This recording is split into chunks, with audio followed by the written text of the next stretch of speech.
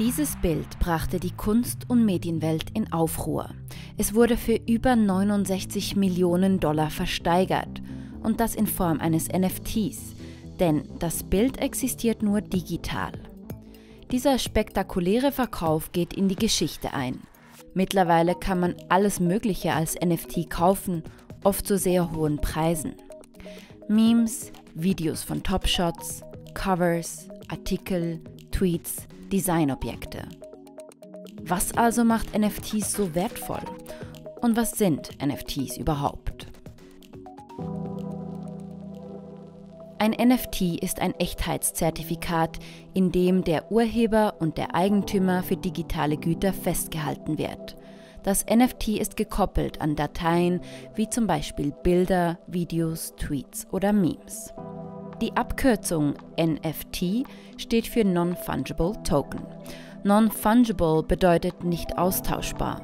Ein NFT ist also eine einzigartige digitale Information, vergleichbar mit einem Kunstwerk in der analogen Welt. Man muss sich das so vorstellen. Es kommen 4 Freunde zusammen. Alle haben eine 100er-Note in der Hand. Sie tauschen die untereinander aus und dann schauen sie ihre 100er-Noten wieder an und man kann sie nicht voneinander unterscheiden. So funktioniert Bitcoin zum Beispiel oder Ether, das sind Fungible Tokens.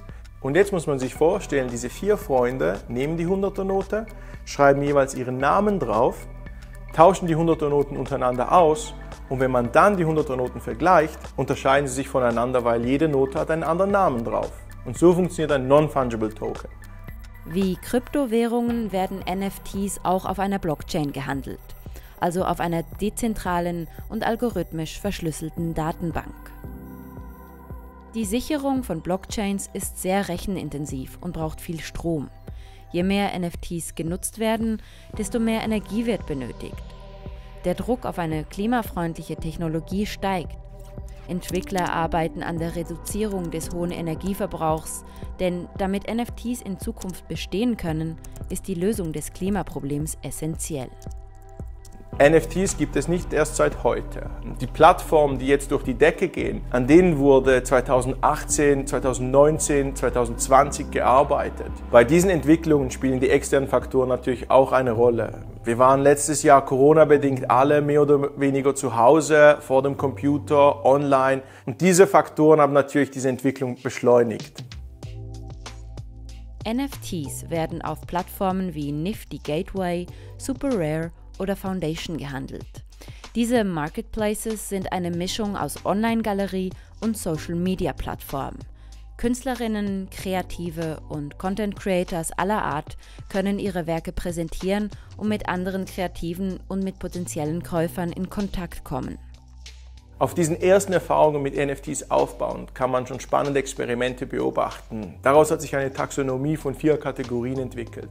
Auf der einen Seite Digital Art, Digital Design, auf der anderen Seite Collectibles, das sind eigentlich digitale Sammlerstücke, ähnlich wie Panini-Fußballbildchen oder Pokémon-Karten auf der Blockchain als NFTs dargestellt.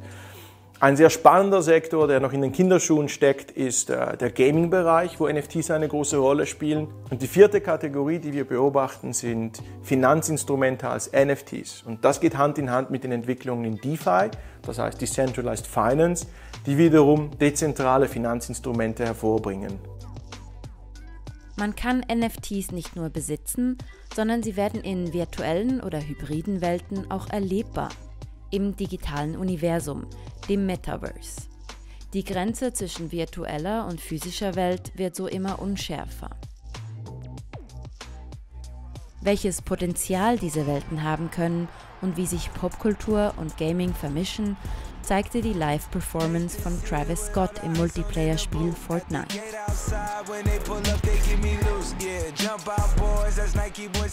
Über 12 Millionen User waren bei diesem virtuellen Event live dabei. Basierend auf der Konvergenz zwischen diesen Realitäten, aber auch dem Verlangen, diese NFTs, die man besitzt, auszustellen und zu zeigen oder erlebbar zu machen für sich selbst oder für andere, hat sich dieses Metaverse gebildet. Und ich glaube, dieses Metaverse ist eigentlich nur ein erster Blick darin, wie eine digitale Realität und ein digitales Leben in Zukunft ausschauen könnte.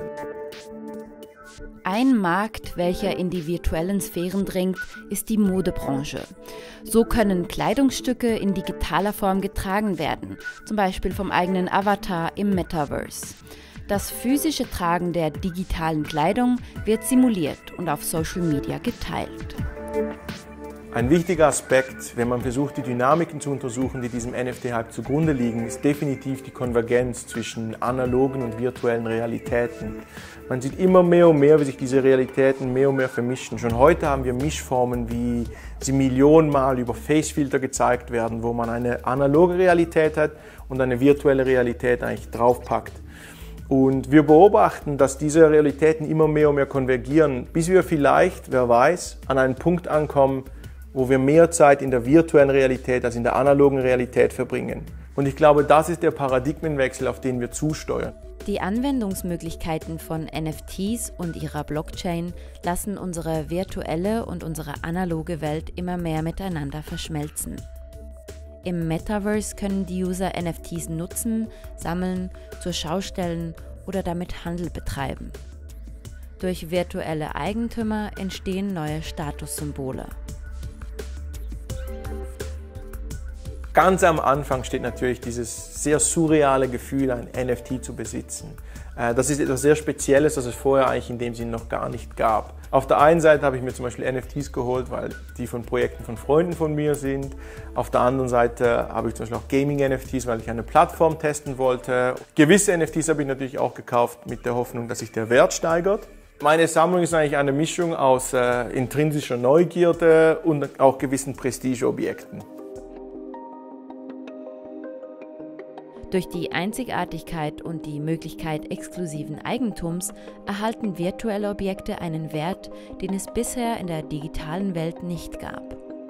Es ist eine spannende Frage, warum man gewissen NFTs so viel Wert zuspricht und anderen nicht. Wert ist eigentlich ein Konsens, den wir als Gesellschaft treffen und sagen, wir glauben alle daran, dass Objekt XY diesen Wert hat. Das volle Potenzial von NFTs, das wird sich erst in den nächsten Jahren zeigen.